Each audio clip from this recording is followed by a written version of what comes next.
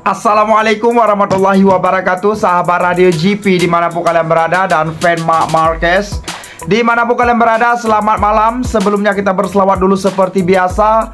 Allahumma salli ala Sayyidina Muhammad, Allahumma salli ala Sayyidina Muhammad, Allahumma salli ala Sayyidina Muhammad sallallahu alaihi wasallam. Welcome back to my channel Radio GP. Jangan lupa subscribe dan like komennya teman-teman. Tembuskan channel Mimin untuk tahun ini target 100.000. Tapi 50.000 pun nggak apa-apa. Alhamdulillah sekali. Oke, terima kasih yang selalu support ya teman-teman. Terima kasih semuanya. Untuk kali ini breaking news dulu ya teman-teman. Kemarin setelah selesai tes MotoGP Aragon teman-teman ya. Sudah tes tersebut. Barusan sahaja ada breaking news yang mana Toprak Rasa Kaldu ya, Toprak Rasa Kaldu resmi naik kelas MotoGP bersama Prama Yamaha untuk tahun 2026. Gila parah, kita lihat apa yang akan terjadi Toprak Rasa Kaldu di kelas MotoGP ya. Apa akan menjadi Toprak glu atau menjadi Toprak lontong gitu ya. Kita belum nggak bilang apa ya, itu cuma untuk sebagai humor saja. Tentunya kehadiran Toprak di sini yang mana dia adalah sangat berkelas sekali di WSBK. Apakah performanya akan bisa seperti WSBK, kita belum tahu lagi. Karena apa? Belum terjadi lagi teman-teman. Kita nantikan saja di tahun 2026 insya Allah. Oke, itu sudah breaking news ya. Jadi untuk hasil tes MotoGP Aragon kemarin untuk sesi pagi, Mimin sudah katakan yang mana Marc Marquez yang tercepat teman-teman. Marc Marquez yang tercepat di saat tes sesi pagi ya. Dan untuk sesi tes kedua atau istilahnya FP2, yang mana yang tercepat di sini adalah diambil alih oleh pihak KTM, yaitu Maverick Vinales ya, Maverick Vinales. Dan yang kedua ada siapa namanya itu, Marco Bezzecchi ya untuk posisi kedua. Dan untuk posisi ketiga baru diambil alih oleh Marc Marquez lagi ya.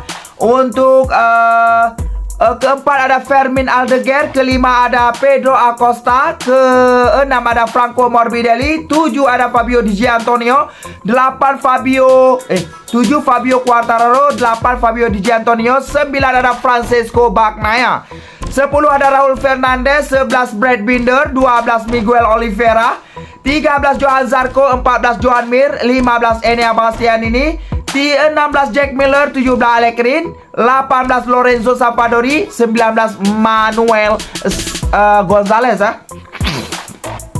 20 ada Sam Catra, 21 Pol Espargaro, 22 ada Alex Marquez. Itu untuk sesi kedua teman-teman ya.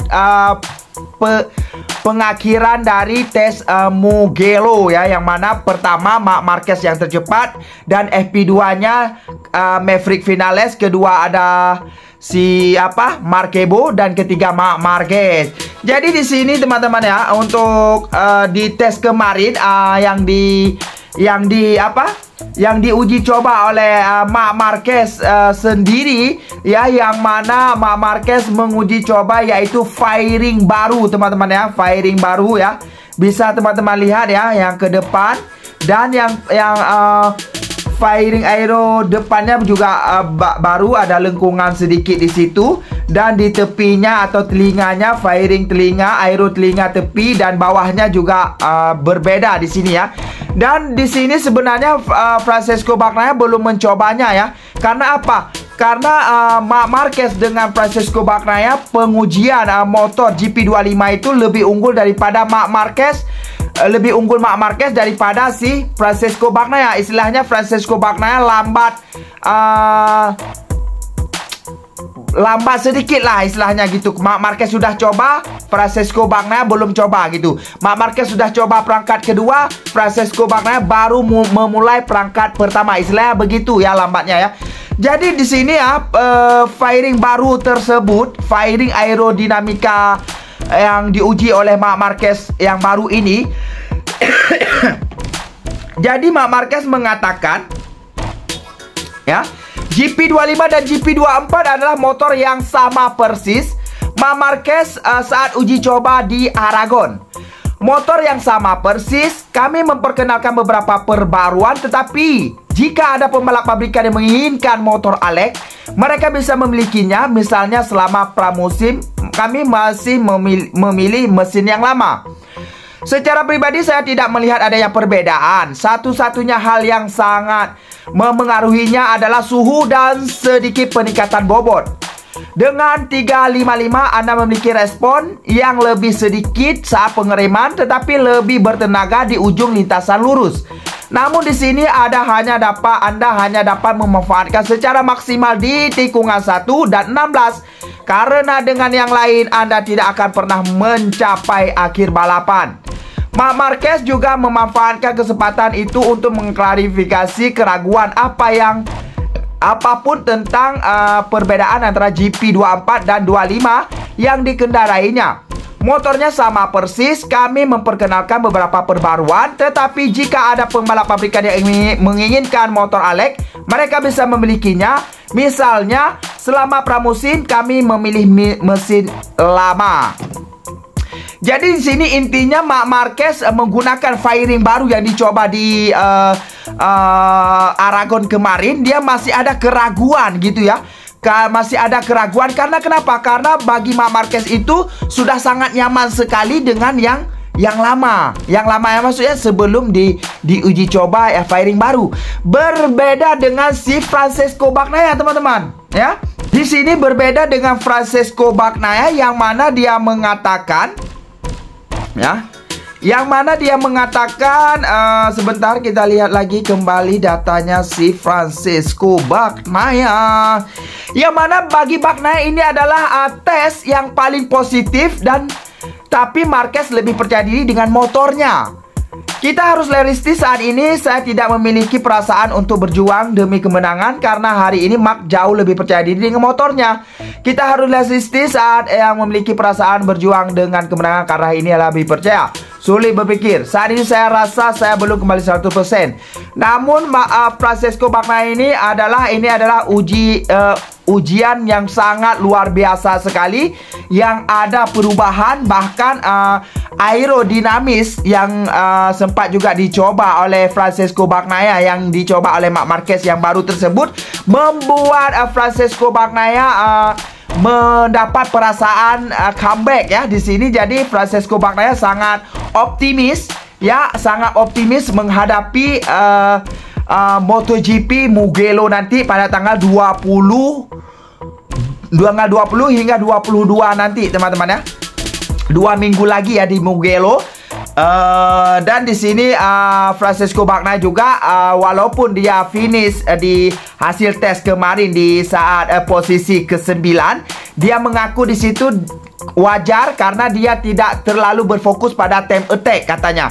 Francesco Bagnaia berfokus pada part-part yang baru tersebut dan hasilnya yang sangat positif sekali, dan membuat Francesco Bagnaia sangat gembira dan sangat optimis untuk menghadapi MotoGP Mugello, yaitu kandangnya sendiri ya. Namun apapun cerita, apapun makanannya, kita belum bisa menentukan dari hasil tes tersebut, teman-teman ya.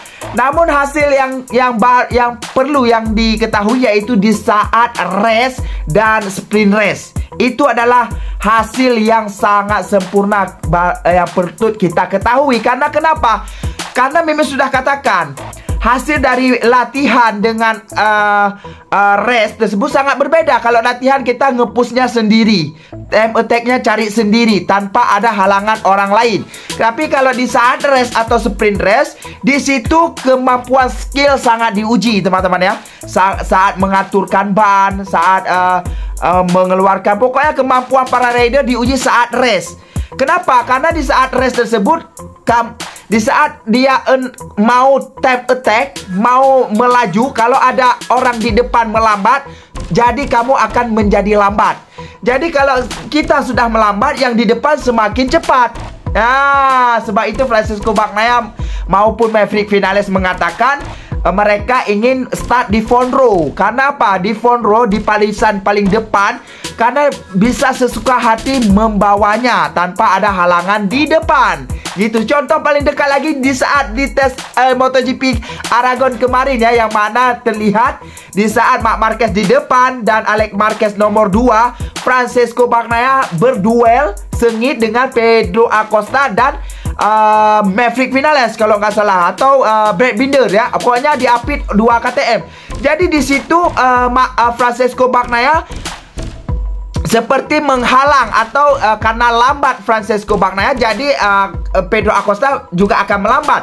Di saat keduanya melambat, yang di depan semakin jauh. Itu maksudnya teman-teman. Jadi sudah makin jauh, makin mereka ngepush mengejar yang depan.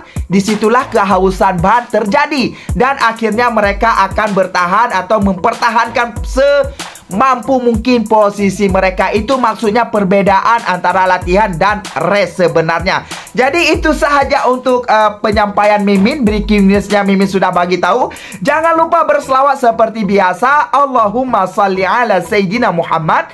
Allahumma salli ala Sayyidina Muhammad. Allahumma salli ala Sayyidina Muhammad sallallahu alaihi wasallam. Wassalamualaikum warahmatullahi wabarakatuh.